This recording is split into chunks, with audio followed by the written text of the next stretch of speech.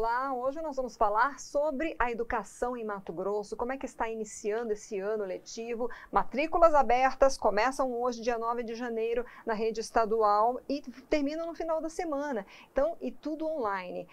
Esse é um dos temas, mas nós temos muito mais a falar, saber de balanço, saber de projetos. O nosso convidado de hoje é o secretário de Estado de Educação de Mato Grosso, Alan Porto. Obrigada, secretário, por estar conosco aqui. Bom, eu que agradeço aqui a oportunidade para a gente estar falando da educação, que é um assunto tão importante. Como você falou, vamos falar das matrículas, vamos falar do início do ano letivo, fazer um balanço geral aí dos 4 anos, né, da gestão do governador Mauro Mendes, o que avançou na educação, então eu fico muito feliz aqui pelo convite. Bom, vamos iniciar então pelo mais factual, porque muitos pais aí já estão aguardando esse prazo. Claro, muitos já sabem esse prazo, mas quem não sabe, quem está nos assistindo, mande para as pessoas que você conhece os prazos de matrículas, como é que estão essa semana, para quem vai ser a matrícula? Bom, nós realizamos na semana passada as matrículas da educação especial, que é a primeira etapa, e hoje, a partir do dia 9 até o dia 13, nós vamos realizar as matrículas em Cuiabá, Várzea Grande e todas as cidades do estado de Mato Grosso. Então é muito importante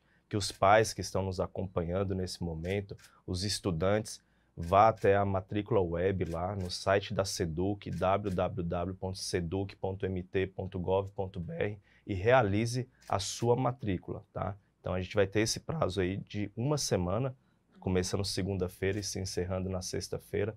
As nossas diretorias regionais de educação estão lá prontas para dar todo o apoio, tirar todas as dúvidas.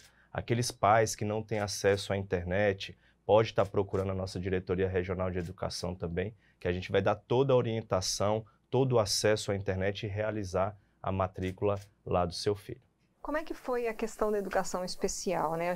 Vocês tiveram um prazo até o final do ano e esse prazo foi estendido. Atendeu ao público que vocês esperavam para essas matrículas? Sim, atendeu o público que a gente esperava, mas é importante dizer, sempre como eu falo, a gente não quer deixar nenhum estudante no estado de Mato Grosso para trás. Se por algum motivo o pai não conseguiu efetivar a matrícula, pode estar procurando a Diretoria Regional de Educação, que ela vai estar passando todas as orientações de como proceder, tá? Então, fica tranquilo que o pai que perdeu, às vezes por motivo de viagem ou outro motivo, pode estar procurando a Diretoria Regional de Educação para efetivar a matrícula do seu filho. Quantos alunos você esperam que sejam matriculados esse ano, secretário? Bom, a gente está num processo de redimensionamento, né? É importante dizer que de 2019 a 2022, nós redimensionamos aí 93 municípios. Então, aqueles estudantes dos anos iniciais vão estar agora na rede municipal, né? Então, a gente espera aí chegar em torno de 340 mil estudantes dos anos finais, ensino médio, ensino de jovens e adultos, né? A gente tem modalidade de educação do campo, educação indígena. Então, a gente pretende chegar aí a 340 mil estudantes matriculados na nossa rede. Já que o senhor já citou o redimensionamento, a gente recebeu aqui, né, o presidente do Sintep, o Valdeir Pereira, falando um pouco da realidade ali que eles tiveram de pessoas que pais que não estavam compreendendo, protestos em relação à troca de escolas. Uma das críticas feitas, né, pelo sindicato é que às vezes o município não tem uma estrutura, o recurso para trabalhar essas séries que seriam então transferidas para o município. E até um dos questionamentos que eu fiz, o que faltou? Faltou comunicação, porque como o senhor já falou, o redimensionamento começou lá atrás, né? Sim. Nós tivemos uma pandemia aí no meio. Eu queria que o senhor contextualizasse, né? Como é que iniciou, que tratativas foram feitas, como é que foi feita, né, todo esse trabalho, inclusive de informação à comunidade escolar. Bom, é uma pergunta super importante e é importante a gente esclarecer que trabalhar em regime de colaboração com o município, isso está previsto na Constituição Federal, está previsto na Lei de Diretrizes da Educação Básica. E aí a gente precisa voltar um pouquinho atrás.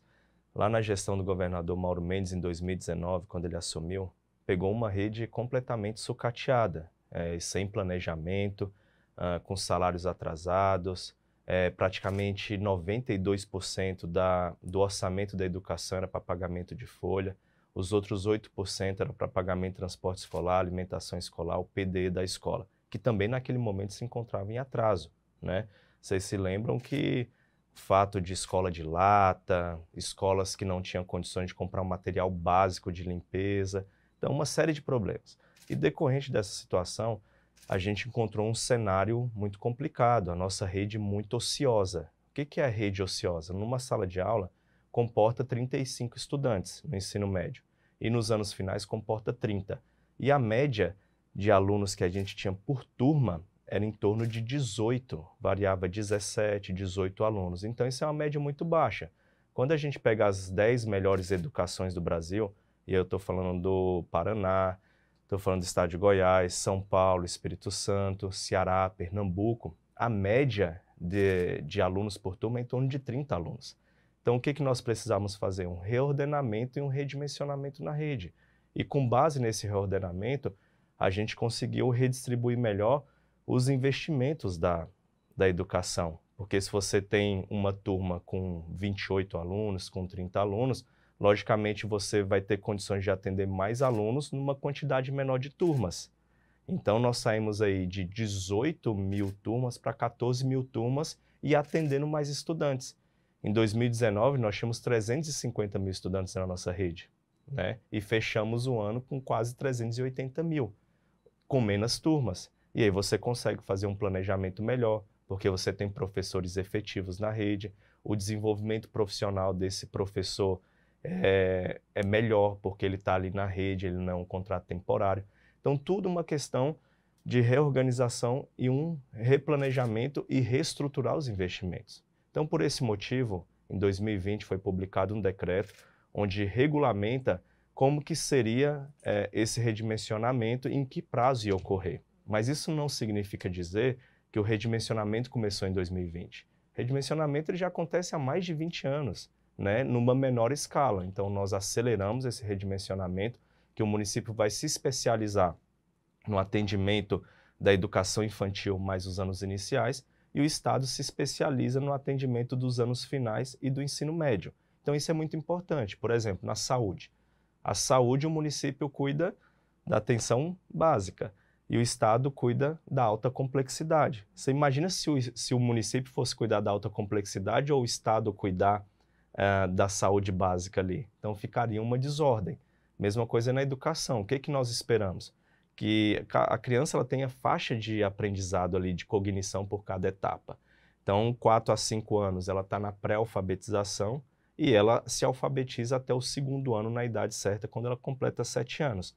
Então, a gente dá todo o apoio técnico através do nosso programa Alfabetiza MT, que trabalha toda a parte de material didático, toda a parte de formação, avaliação, e tudo isso custeado pelo Estado.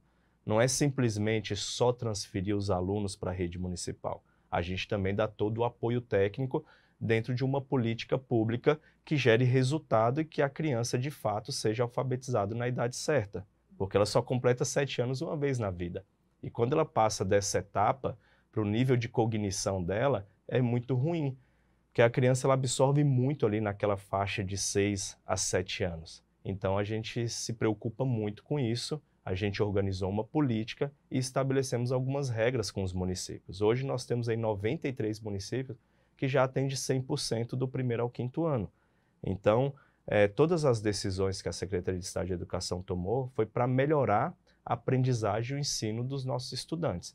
Então, realizamos esse redimensionamento, ele ainda vai continuar no ano de 2023. A gente tem alguns municípios aí em tratativa para a gente avançar, e quem ganha com isso são os nossos estudantes, como eu falei. Tem muitos benefícios. O Estado também trabalha dentro do regime de colaboração, dando recursos, assinando convênios para que os municípios tenham condições de reformar suas unidades escolares. A gente tem discutido dentro do regime de colaboração, transporte escolar, material didático, formação dos professores, sistema de avaliação. Tem muitos municípios que não avaliam os seus alunos. Fica dependendo do SAEB, que é o IDEB, que acontece a cada 2 anos, para saber efetivamente qual que foi o aprendizado daquele estudante em larga escala. Então, a gente realiza avaliação para todos esses estudantes. Então, é muito importante. E, como eu disse aqui também, né, vários outros estados tomaram essa decisão de redimensionamento. As melhores educações do Brasil, como é o caso de Pernambuco, Goiás, Ceará, todos esses que eu já citei aqui. Então, isso é muito importante por conta dessa reorganização e dessa reestruturação. Acho que talvez as cidades maiores tenham tido um movimento um pouco maior também de protestos. A gente teve, o próprio site ele noticiou, né, Rondonópolis, afirmando que tinha crianças que iam ficar a 10 quilômetros de distância da escola, né, crianças pequenas. Então, assim, esses problemas efetivamente, concretamente, chegaram à secretaria, foram registrados, digamos, para vocês terem, né, tomarem esse conhecimento e definirem junto com essa comunidade? Sim, o processo de redimensionamento, ele é um processo que é dialogado com a comunidade escolar e com a equipe gestora da escola. Todos esses casos que nós identificamos que a criança ia ficar numa distância muito grande da sua residência, foi feito o reordenamento. Tá? Então, todos os problemas que chegaram na diretoria regional lá de Rondonópolis e chegou até a Secretaria de Estado de Educação, a gente resolveu, tomou as providências e realocou aquela criança numa escola mais próxima da unidade da casa dela. Então, os maiores problemas que nós tivemos lá não foi com a rede inteira, foi com 4 escolas confessionais lá, porque tem esse atendimento das escolas salesianas lá, né, e faz esse atendimento 100% do ensino fundamental mais o ensino médio. Então, teve uma resistência nesse sentido. Inclusive, a gente tem dialogado aí toda semana com os pais, tem dialogado com a Secretaria Municipal lá de Rondonópolis, tem dialogado com a equipe gestora da escola e a gente está chegando no entendimento, porque ao final o que nós queremos é uma educação com equidade, onde tenha atendimento de qualidade independente se é escola militar, se é escola de tempo integral, se é escola confessional, se é escola regular. Eu sou pai, você é mãe, eu quero matricular o meu filho numa escola de qualidade. Então, se tem uma escola próximo da casa, eu quero matricular mais próximo também da minha residência. Então, o que a gente tem trabalhado e as nossas políticas têm direcionado nesse caminho, para ter uma educação pública de qualidade para todos. Bom, a gente falando de matrículas, né, termina no dia 13, anote aí, você que está nos acompanhando. A partir da finalização desse prazo, quais são as próximas etapas, início do período letivo? Pode haver ainda alteração nesse redimensionamento de escolas a partir do número de alunos matriculados? Não, o redimensionamento ele ocorreu né, em 2022, a gente organizou a rede, aí 23 a gente segue 100% com a programação do ano letivo. A questão do redimensionamento, ele ocorre ainda em 2023, mas para efeitos em 2024. Porque a partir do momento que eu montei as turmas, efetivei as matrículas, tem professor dentro de sala de aula, começa a executar o planejamento pedagógico. Então não pode ser feita uma mudança no meio do ano letivo, porque isso ocorreria prejuízo para a aprendizagem dos estudantes e também na reestruturação e na organização do calendário escolar. Então, qualquer redimensionamento, qualquer discussão que é feito no ano de 2023 só vai ter os efeitos para 2024. Tá. E dentro do calendário escolar, terminando no dia 13, já se iniciam os trabalhos pedagógicos, é isso? E as aulas em fevereiro? Sim, aí nós já vamos iniciar a nossa semana pedagógica, que é o planejamento, a organização da escola, a preparação para fazer a acolhida dos estudantes. E o ano letivo começa no dia 6 de fevereiro, numa segunda-feira. Aí tem a acolhida, tem a aula inaugural. Então é um calendário aí, né, bastante corrido, né? Isso é natural, todos os anos acontece dessa forma. Para acontecer o ano letivo de 2023, nós já estamos trabalhando desde 2022. Né? As atribuições de professores, contratos temporário e efetivo, ocorreu tudo em 2022. E isso é uma grande novidade, porque eu me recordo aí que sempre tinha problema no início do ano letivo. Começava as aulas, estava faltando um professor de filosofia, estava faltando um professor de química, de física ou de matemática. Então, nós antecipamos o processo de atribuição para evitar justamente esses problemas de iniciar o ano letivo e não ter professor dentro de sala de aula. E é muito importante também para o planejamento pedagógico, né? O coordenador pedagógico conhecer todo o seu quadro ali na semana que antecede o início do ano letivo. Vocês tiveram recentemente a posse, né, dos novos diretores, foi agora dia 4. Quantos foram empossados? Como é que está sendo essa estrutura, né? Esses diretores, até o processo de escolha foi modificado também, né, secretária? Desde 2020, nós estamos fazendo processo seletivo, né? Não é mais o processo de eleição. Processo seletivo com os próprios profissionais da educação efetivos da rede e que passa por um critério, né, de seleção, de avaliação, de entrevista. O que nós queremos é que bons gestores estejam à frente das unidades, porque gerir uma escola é completamente diferente de estar somente em sala de aula. É importante que o professor tenha essa bagagem, esse conhecimento de sala de aula, mas também é importante que ele tenha habilidades e competências para gerir uma escola. Afinal, você tem que cuidar da alimentação escolar, você tem que cuidar dos recursos que vai para a escola, do PD pedagógico, da conectividade da escola, fazer as manutenções preventiva e corretiva na infraestrutura, garantir ali que aquele quadro escolar esteja preparado, efetivar as avaliações, fazer as correções durante o ano letivo, que é as intervenções pedagógicas. Então, existe todo um planejamento, existe todo um plano de ação que precisa cumprir. Então, é muito importante que a gente faça um processo seletivo e aí que tenha um professor, né, preparado para gerir essa unidade escolar. Bom, antes da gente falar de projetos, mais projetos para 2023, né, ainda nessa linha de trazer balanços, houve aí um investimento de, me corrija se eu tiver anotado errado, mas 1,6 bilhões, né, para a educação no Estado, no primeiro mandato, com muitas novidades. Eu queria que o senhor citasse que novidades são essas, que os pais vão chegar e vão encontrar, ou já encontraram nas escolas. Bom, o Estado e a educação vivem um momento completamente diferente de 2019, quando o governador Mauro Mendes assumiu. Como eu falei lá atrás, era um cenário de desastre nas finanças do Estado. Hoje é uma realidade completamente diferente. Só para você ter uma ideia, lá em 2019, nos indicadores que a gente acompanhou, o Estado não estava investindo 1%. Hoje a gente está investindo 15%. Então, todo esse valor que você falou, 1 bi e 600 milhões, na infraestrutura, hoje mais da metade das escolas, eu falo de 350 escolas, estão passando por um tipo de intervenção na modernização, seja reconstrução, seja reforma, seja construção de quadra, seja climatização, seja manutenção preventiva e corretiva, porque é muito importante que o ambiente, a estrutura da escola, seja um ambiente acolhedor, seja uma sala de aula onde tenha climatização, onde tem uma tecnologia embarcada, onde coloca essas ferramentas na mão do professor e que o aluno também esteja num ambiente confortável, porque ele passa boa parte do tempo dele dentro da sala de aula, onde ele tem uma merenda de qualidade, onde tem um transporte escolar de qualidade, onde a equipe gestora da escola tem recursos para gerir aquela unidade. Então, tudo isso foi feito na educação durante esse período da gestão do governador. Então, por isso que esses investimentos na infraestrutura aumentou significativamente. Convênios que nós realizamos com as prefeituras também para melhorar as escolas no município. No transporte escolar foram 600 ônibus só em 2022 que a gente entregou para os municípios.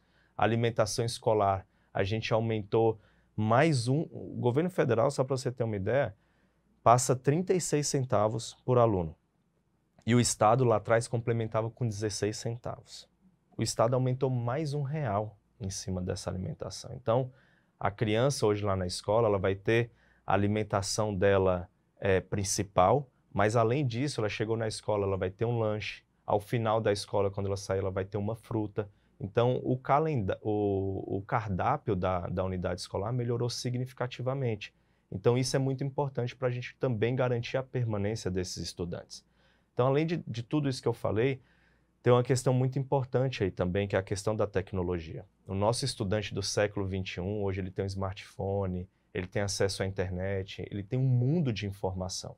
E a gente tem que acompanhar esse modelo tecnológico. E por conta da pandemia também se intensificou.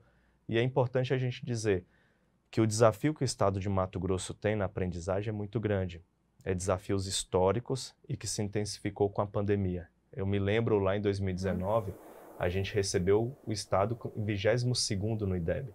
Com o esforço que nós fizemos, mesmo diante da pandemia, de levar um material didático de qualidade, levar uma educação socioemocional, uma educação financeira, investir na formação dos professores, começar a avaliar os nossos estudantes. No último IDEB, em 2021, a gente saiu de 22º, já fomos para 19º. E para fazer frente a esse desafio, que ainda é muito grande, a gente tem uma caminhada grande, a gente publicou, o governador assinou e decretou a principal política pública na educação do Estado, que é a Educação 10 anos, que é um conjunto de 30 políticas públicas com mais de 120 projetos.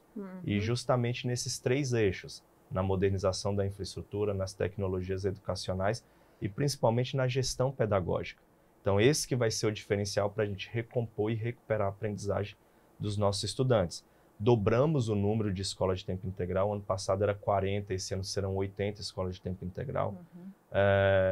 Estamos trabalhando também na recomposição com material específico para as crianças do 1º ao 5º ano. As crianças dos anos finais, que compreende do 6º ao 9º ano, a gente está trabalhando na recomposição da aprendizagem de matemática, português e língua inglesa.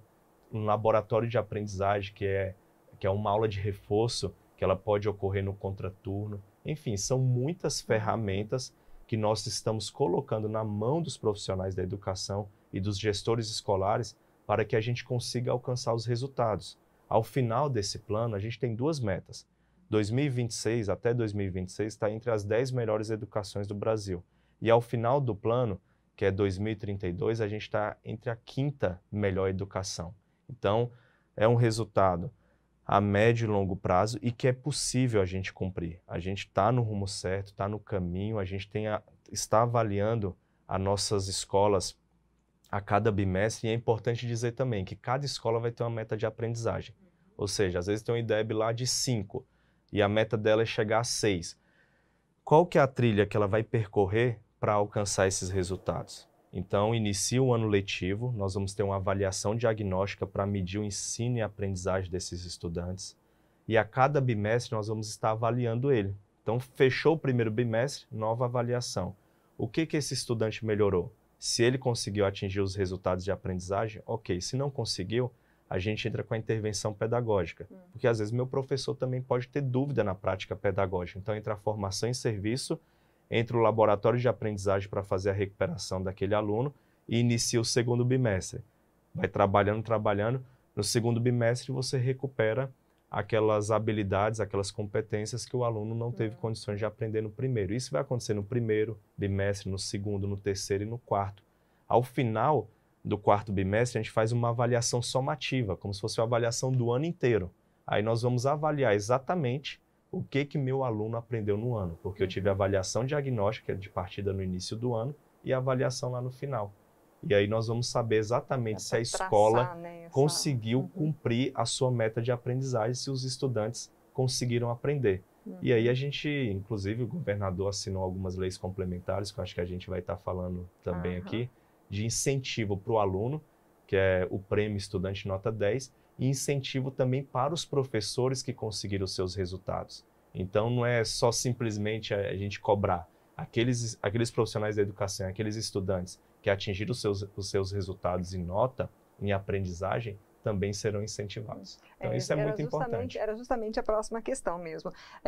Na posse aí dos diretores, né, o governador anunciou aí que vai enviar mensagens à Assembleia com esses projetos para impulsionar aí a rotina dos professores. O senhor mesmo já citou, né, 30 políticas educacionais, mais de 150 ações. Alguma que o senhor pode assim até citar aqui para adiantar, para a gente saber como é que políticas que são essas, que ações, como melhorar para os professores, porque eu acho que a gente né, viu aí na pandemia, inclusive, a importância de um profissional bem preparado, porque todo mundo teve que mudar a rotina a vida toda e o professor precisou ter que ensinar à distância, ensinar via online, seja gravado, seja ao vivo, seja acompanhar esses alunos, perceber e saber se teve evolução ou não. Foram muitos desafios nesses últimos anos, né, com isso. Sim, muitos desafios, mas, por exemplo, eu até trouxe aqui, eu vou entregar para você aqui, que é a nossa revista, onde tem as 30 políticas públicas que a gente vai estar direcionando e executando. E essas políticas já estão em execução nas nossas unidades escolares. Então, quando você abre aqui, você tem política na formação continuada dos professores, tem política pública da alfabetização, do novo ensino médio, tem um sistema de avaliação, tem a política pública de uniforme escolar, material escolar, e isso é importante dizer, os pais que estão acompanhando. Todos os estudantes esse ano vão receber uniforme completo, que vem com camiseta, bermuda, calça, tênis, mochila. Todos os estudantes vão receber kit escolar, que é um material caderno, lápis, caneta, esquadro, régua. Os alunos dos anos iniciais recebem giz de cera, lápis de cor, cola, ou seja, um material completo que ele necessita para realizar todo no ano letivo. Política de regime de colaboração, que foi uma lei que foi encaminhada agora para a Assembleia também. A infraestrutura das unidades escolares, ensino de tempo integral, escola indígena, transporte escolar, escolas militares, ou seja, todas as políticas estão aqui. Política de bem-estar do estudante, do aluno, política do ensino de jovens e adultos, política de tecnologia no ambiente escolar. Então, tudo isso está nessa revista e tudo a gente tem uma equipe que faz o monitoramento e o acompanhamento. A gente tem uma central para acompanhar todos os indicadores e saber exatamente o que melhorou e o que não melhorou. E aí a gente consegue enxergar o que não melhorou e consegue ser mais assertivo nas nossas decisões. Mas o que é importante a gente dizer também, nesse momento de pandemia, o que nós fizemos? Nós fizemos a inclusão digital dos nossos professores. Hoje todos eles têm uma ferramenta de trabalho, têm acesso à internet, têm computador. Só de licitação de computador para os estudantes, nós realizamos 90 mil notebooks, que são os Chromebooks que estão sendo entregues para as escolas. Além dos Chromebooks, televisores. Nós temos 8 mil salas de aula. Toda sala de aula no estado de Mato Grosso vai ter um televisor, porque com a tecnologia que o professor tem hoje, a ferramenta para ele trabalhar, ele pode planejar uma aula diferente, ele pode acessar plataformas. Hoje nós temos plataforma de inglês, plataforma de matemática, plataforma de português, plataforma do sistema estruturado. Então lá tem games, tem videoaulas, você acessa o Google, acessa o YouTube, uma videoaula que você pode exemplificar melhor. Você pode acessar as ferramentas para verificar aqueles museus no Brasil, fora do Brasil, você fazer aquela imersão com aquele estudante. Então você tem uma sala de aula mais atrativa, uma sala de aula transformada, onde a tecnologia é um aliado do professor, onde com essa tecnologia ele consegue chamar a atenção do estudante e aquela sala de aula fica mais alegre, ela fica mais intuitiva, ela fica mais acolhedora. Então todas as salas de aula das escolas estaduais terão essas ferramentas, terão essas tecnologias e terá acesso acesso à internet de alta velocidade. Além disso, nós vamos trabalhar também alguns materiais complementares. Educação financeira, que é uma coisa super importante hoje. Nós vamos trabalhar educação socioemocional, que é super importante, também, ainda mais depois da questão da pandemia. Então, tudo isso está previsto na Base Nacional Comum Curricular, que é a nossa BNCC, que tudo isso também está dentro das nossas políticas.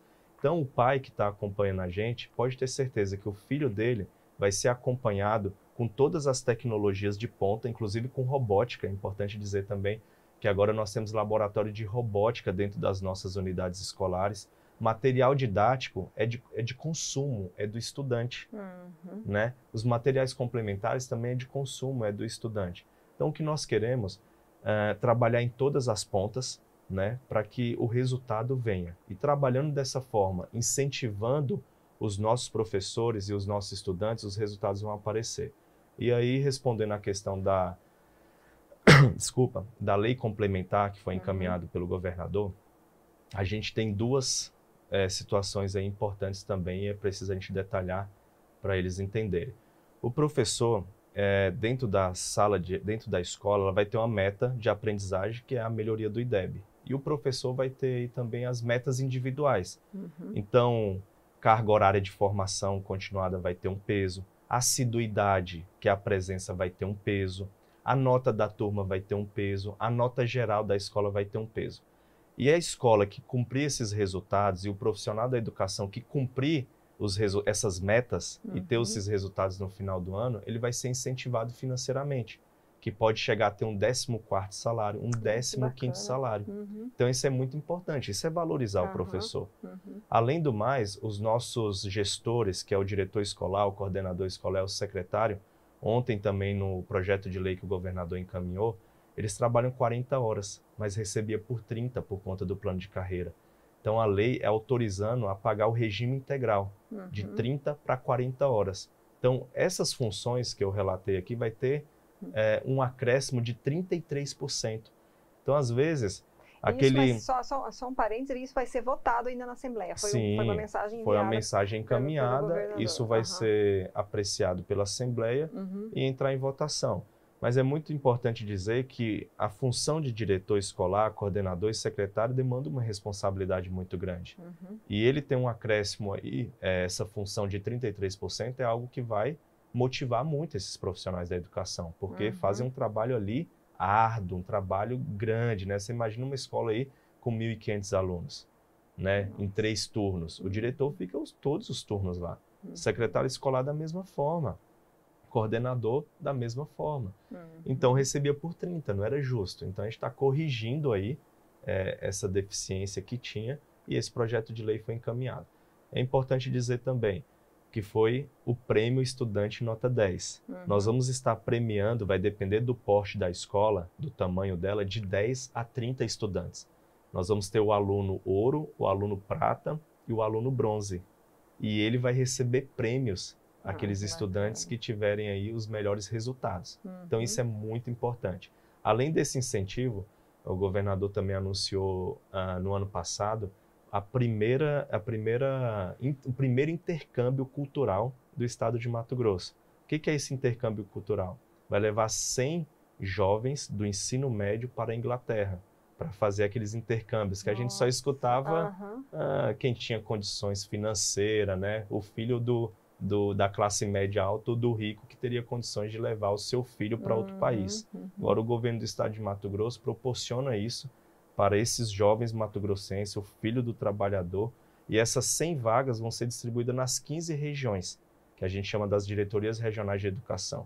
Então todas as cidades vão ter condições de participar e todas as unidades escolares. Então de todas as regiões do estado de Mato Grosso vai sair um estudante e a viagem vai ocorrer em maio.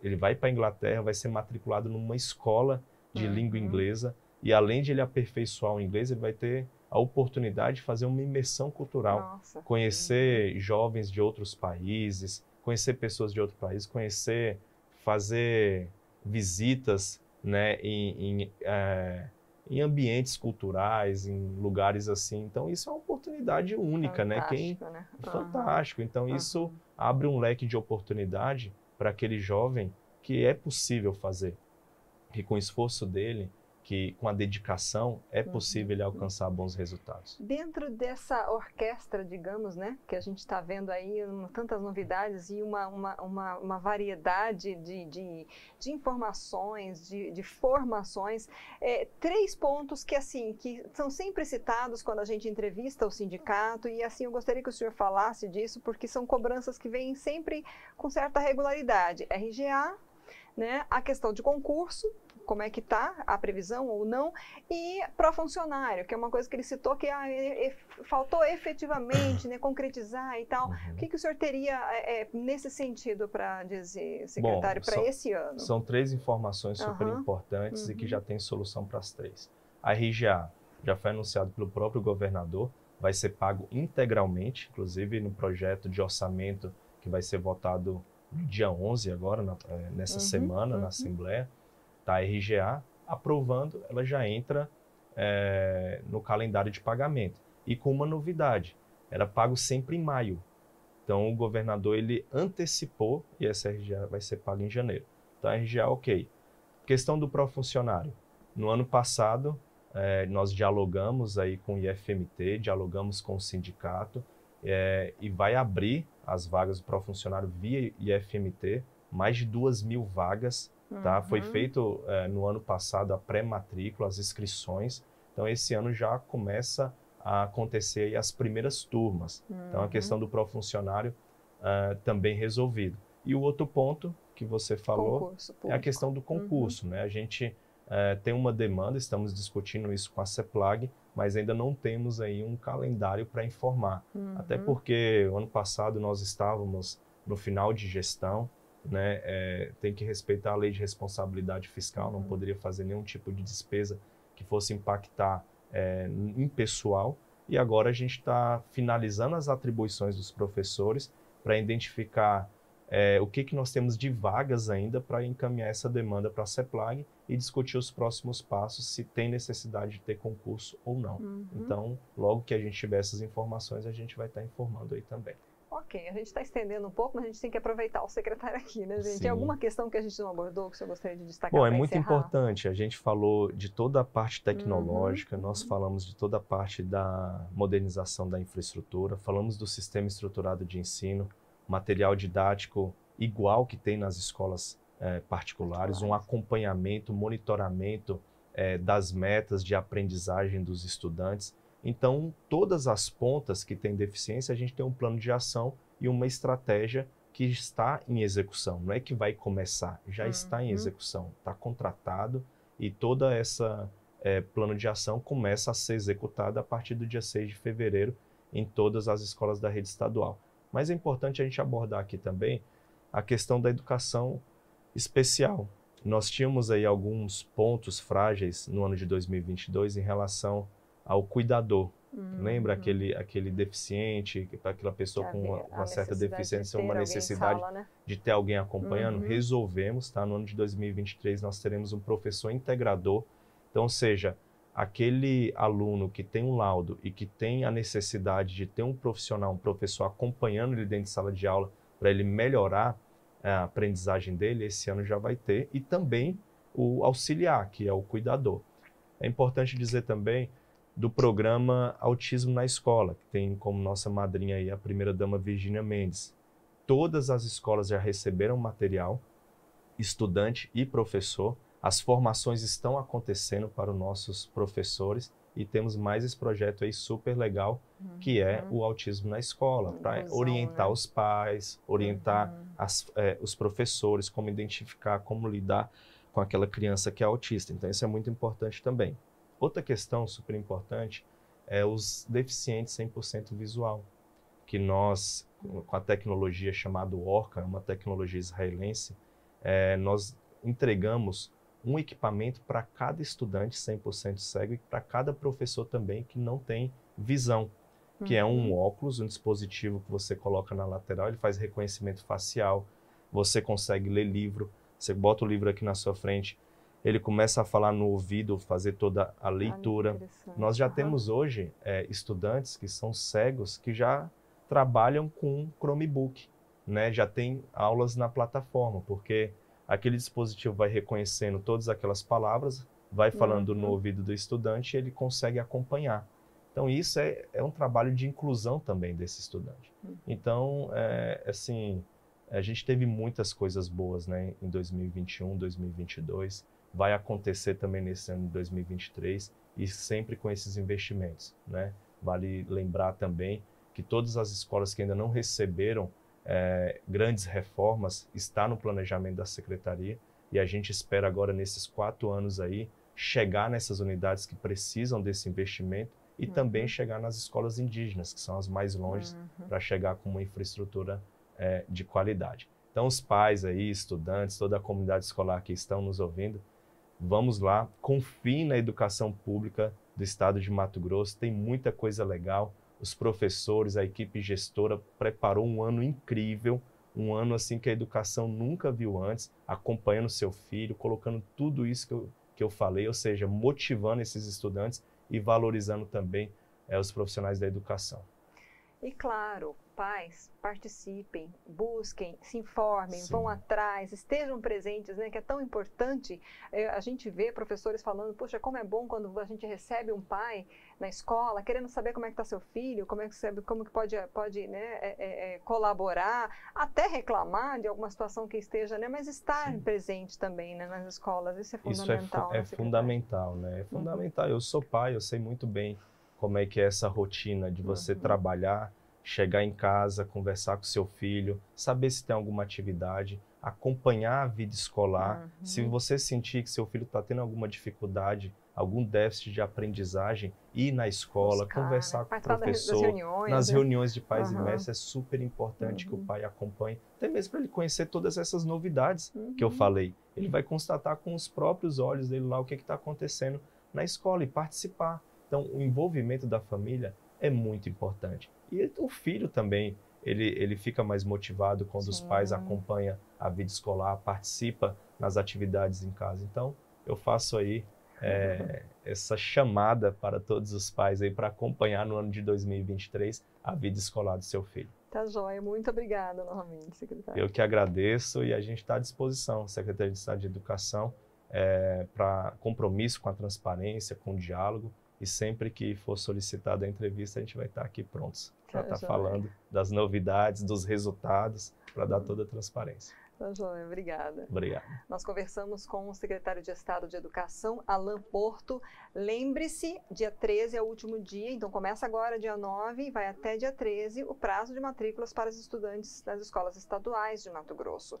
Vou colocar aqui para você o endereço da secretaria, porque além do link do atalho para a matrícula, você tem outras informações, tem as notícias. Então, seduc.mt.gov.br, acesse, mande esse link, mande essa entrevista, curta e compartilhe. E vamos divulgar a nossa educação, né? Obrigada pela audiência, até a próxima.